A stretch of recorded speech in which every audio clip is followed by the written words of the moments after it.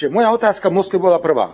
Ste pripravení páni tu v Ruskej federácii, v Gazprome pristúpiť na tieto technické riešenia, ktoré zabezpečia, že bude pokračovať tranzit plynu? Ukrajinská strana si dobre uvedomuje, že tú infraštruktúru potrebuje. Ak ju nebude používať, Rusiu zničia. Tak ako Ukrajinci zničili Nord Stream. Kde ste všetci hrdinovia z opozície?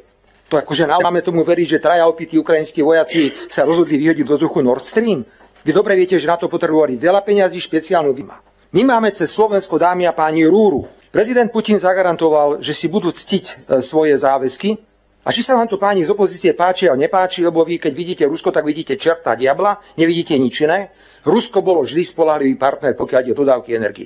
Vždy bolo spoľahlivým partnerom. Nikdy nás Rusko neoklamalo, na rozdiel od Ukrajiny. Ja si pamätám situáciu v roku 2009, keď som bol na Ukrajine žiadať ukrajinskú premiérku Timošenkovú, aby nám dali zo zásobníkov, ktoré majú v západnej časti Ukrajiny, nejaký plyn, tak ma poslala do čerta.